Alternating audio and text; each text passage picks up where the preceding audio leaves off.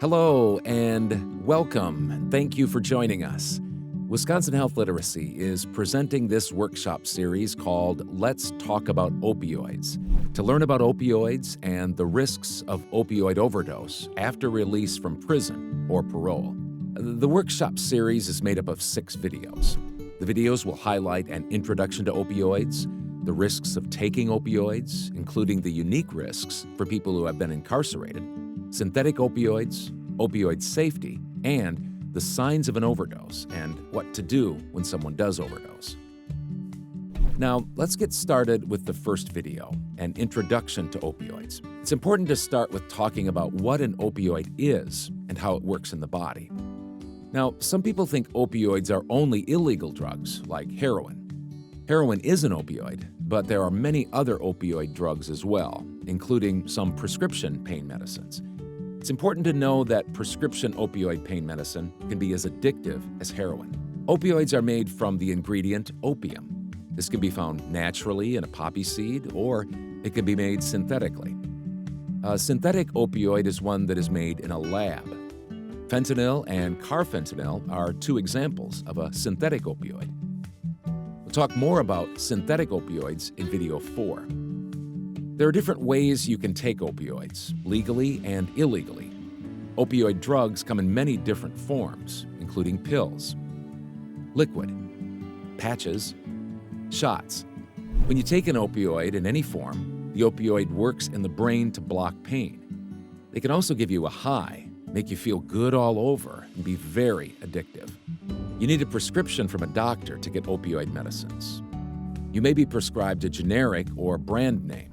Some common examples are hydrocodone. Some brand names for hydrocodone are Vicodin, Lorcet, and Lortab.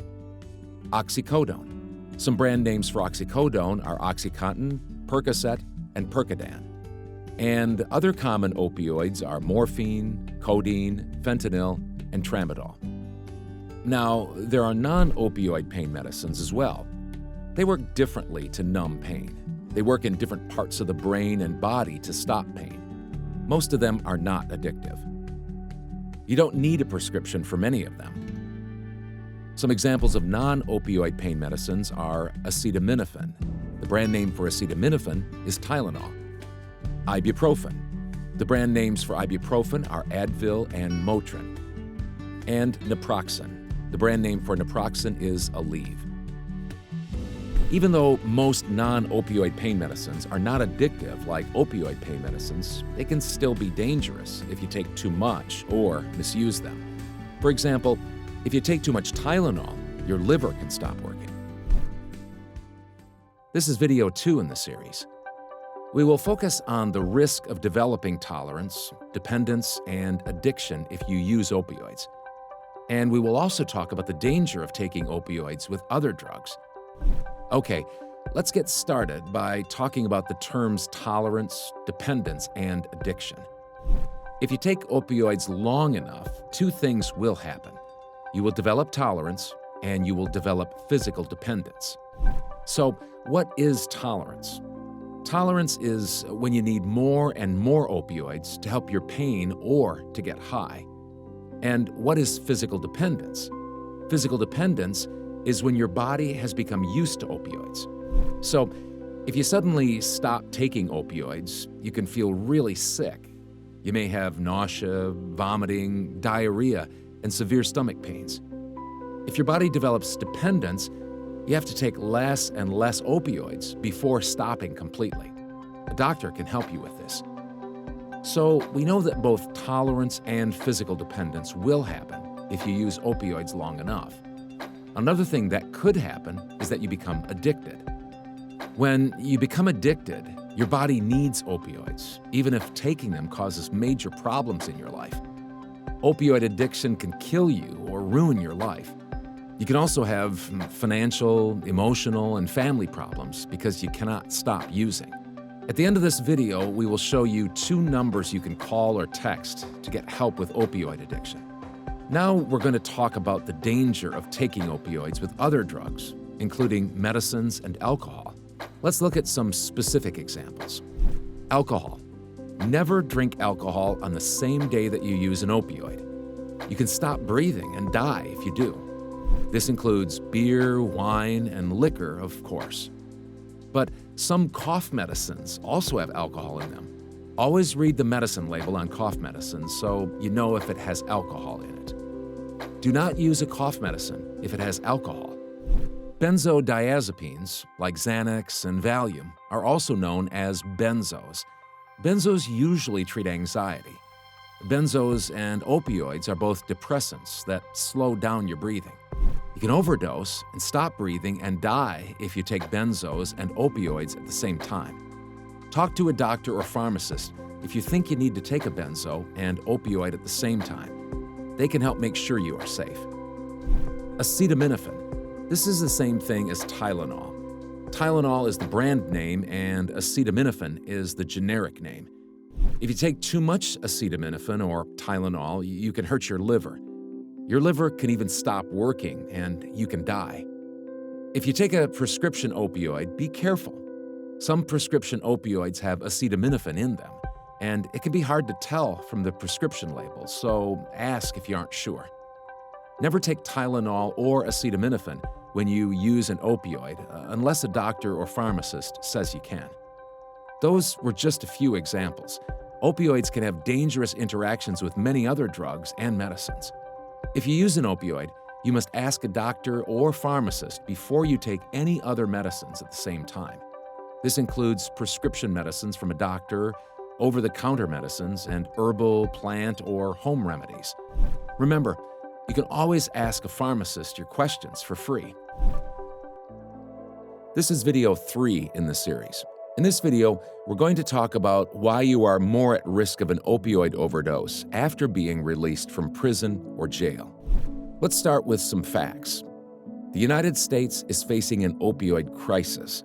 Over 130 people die every day from an opioid overdose. Did you know in 2017, 47,600 people died from opioid overdose? This is more than car-related deaths, and it's more than double the number of opioid-related deaths in 2007. If you use opioids, your risk of dying from an overdose is even higher after you are released from prison or jail. In fact, you are 129 times more likely to die from a drug overdose in the first 2 weeks after you are released. So, why is your risk so high? Well, in the last video, we talked about tolerance. When you develop tolerance, you need more and more opioids to help your pain or to get the same high. When you are in prison or jail, your tolerance goes down. This means your body cannot handle the amount of opioids that you took before going to prison or jail. If you are released and you do take the same amount that you took before, you can overdose more easily. Another reason your risk of death is so high is that synthetic opioids, like fentanyl, are more common in street drugs now. Synthetic opioids are very strong. So, if you buy a drug on the street, you don't know what's really in it. If it has fentanyl or another synthetic opioid, you probably won't know it, so you can overdose much more easily.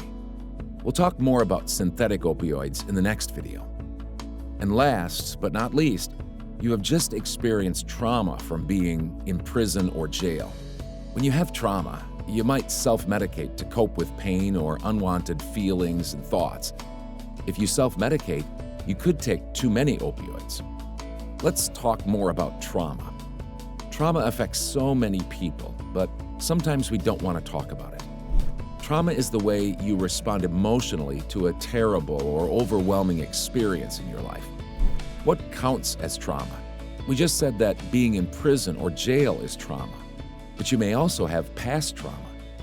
Some trauma is physical, like abuse, neglect, sexual assault, rape, or violence. Trauma can come from an accident, a natural disaster, war, a chronic illness that you or someone you know is facing, or living in poverty.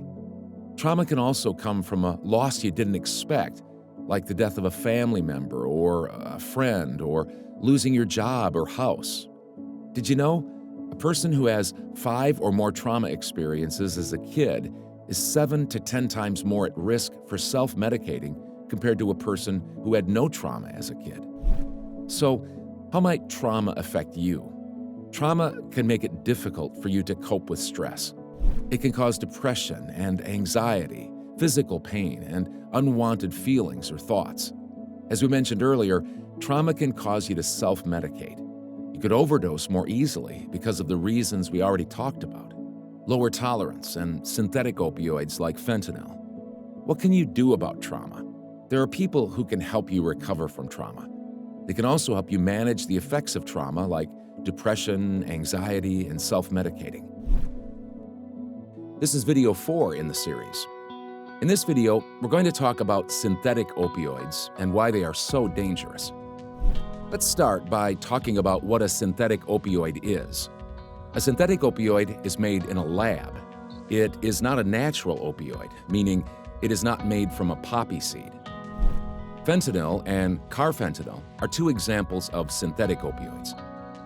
Fentanyl is a powerful synthetic opioid. It is 50 to 100 times stronger than morphine.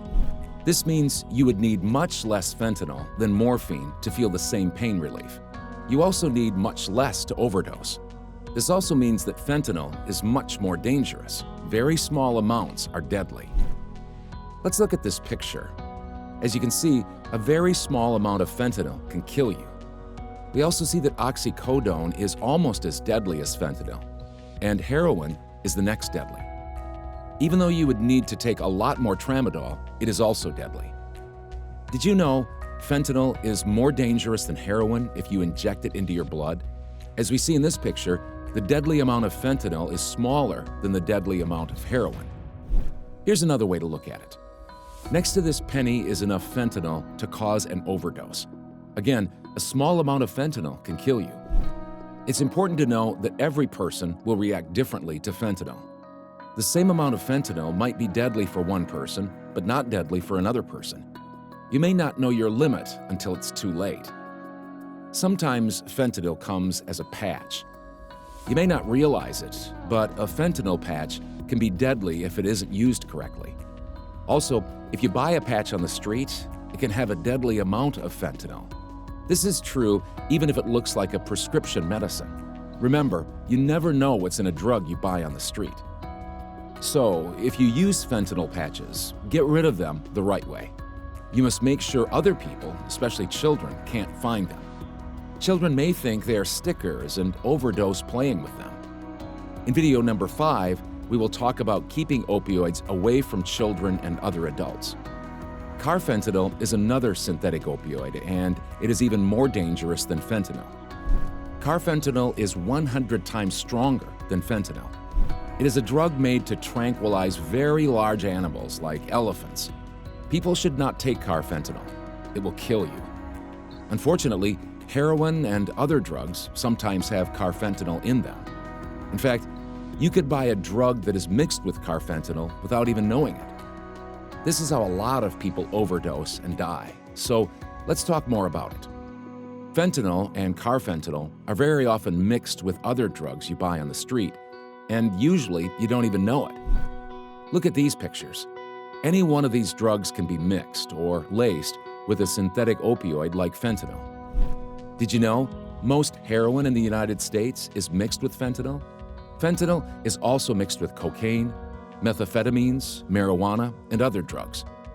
The strength of fentanyl makes it dangerous when mixed with other drugs. Another danger, though, is that it is impossible to mix fentanyl evenly with other drugs. There is not a dealer out there who is qualified or has the equipment to mix fentanyl evenly with another drug. Think of it this way. Imagine mixing 5 grains of salt with a bag of flour. You can't split a grain of salt, so you will not be able to mix the salt and flour evenly. When you take flour out of the bag, one handful might have 3 grains of salt, while another handful has no salt. Now, picture this in real life. Imagine you buy a bag of heroin. First, you have no idea what's really in the drug you bought. Second, if it is mixed with fentanyl, every portion of the drug will have a different amount of fentanyl. One person might take a portion that has no fentanyl in it. The next person might take a portion that has a deadly amount of fentanyl in it. How can you avoid fentanyl and carfentanil? The only definite way to avoid them is to not use drugs. If you might use drugs, though, fentanyl testing strips can save your life. You can use testing strips to find out if there is fentanyl in a drug you are going to take. So, remember what we just talked about? Fentanyl cannot be mixed evenly with another drug, so when you test a drug for fentanyl, you must test each individual portion you'll take. We'll talk more about testing strips in video 5. This is video 5 in the series. In this video, we will talk about how you can lower your risk of dying from an overdose. We'll also talk about how you can keep other people safe by safely storing opioids and getting rid of them. In the first 4 videos, we talked about the dangers of using opioids. Now, remember, the only guaranteed way not to overdose is to not use drugs. However, if you are going to take opioids, you can lower your risk of dying. First, don't take opioids when you are alone. If you overdose and are unconscious, you will need another person to help you. And if you are alone when you overdose, you can die before someone can help you. Next, always have naloxone with you. Naloxone is a drug that can save your life if you overdose. It is important to keep naloxone in your pocket or somewhere on your body, and tell the people you are with that you have it in case something happens. We'll talk more about naloxone in the next video. Last, check your drugs for fentanyl. Remember what we talked about in video 4? You never know what's in a drug you buy on the streets. Many of the drugs you buy on the street are mixed with deadly amounts of fentanyl. Fentanyl testing strips can save your life if you use them correctly. You must understand the instructions well because you will use testing strips differently for different drugs.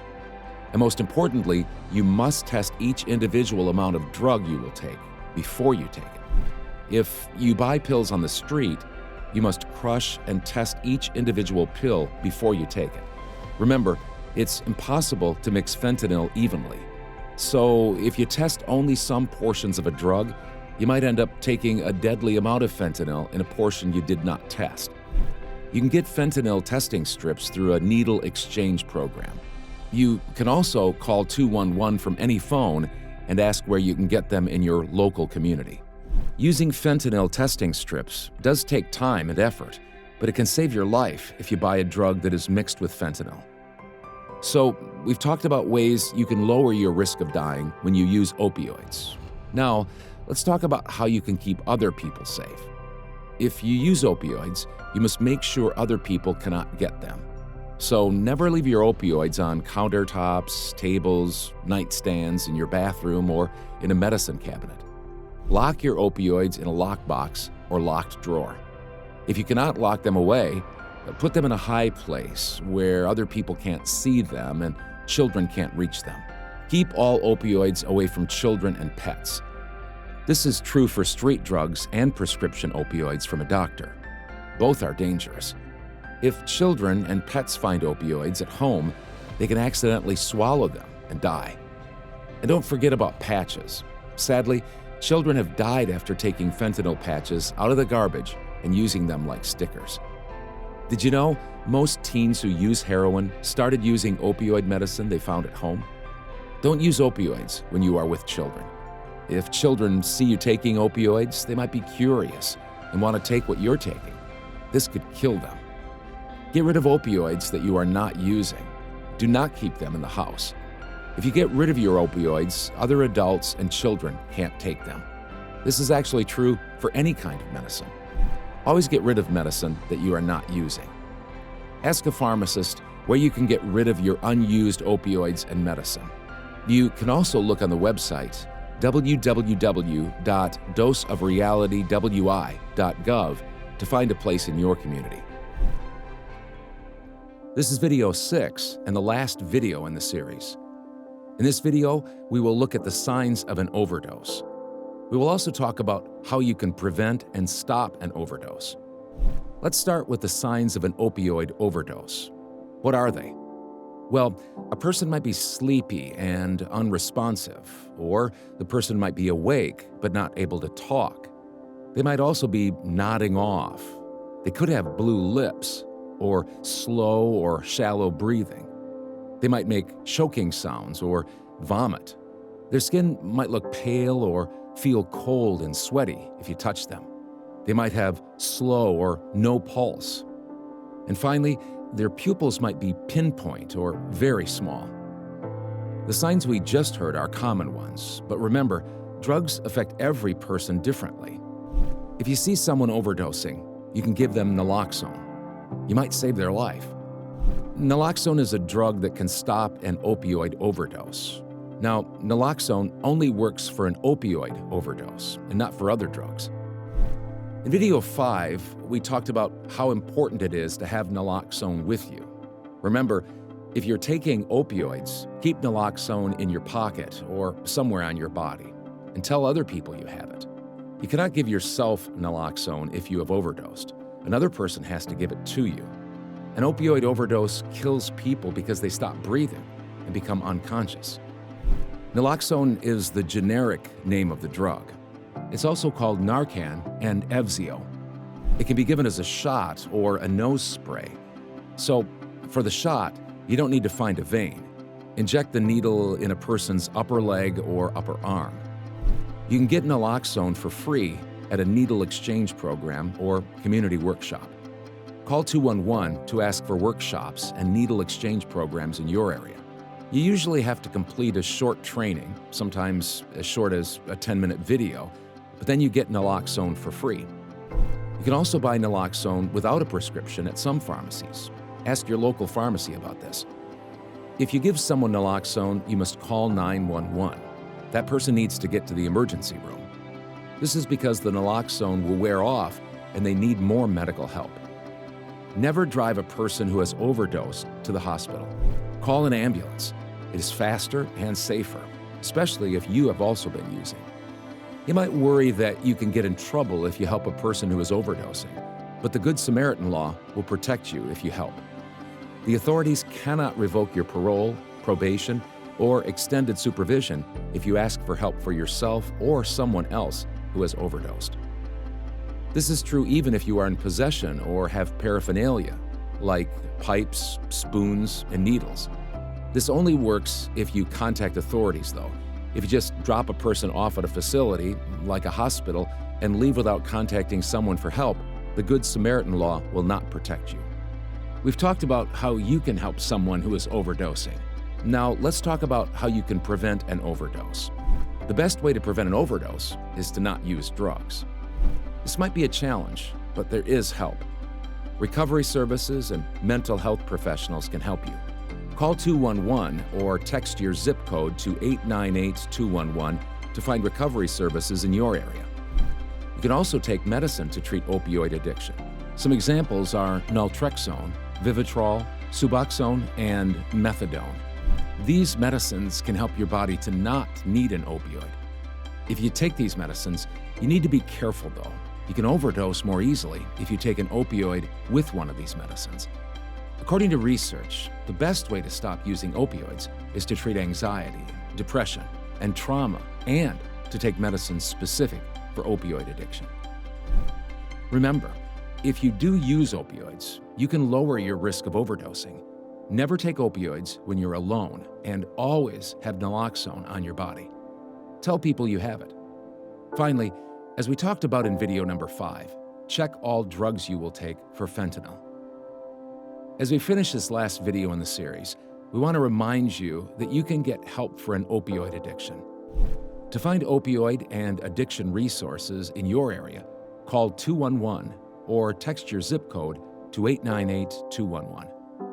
This is the end of our video. This program was created by Wisconsin Health Literacy. We worked with doctors and pharmacists to create the materials. The program is supported by the Wisconsin Department of Health Services Minority Health Program.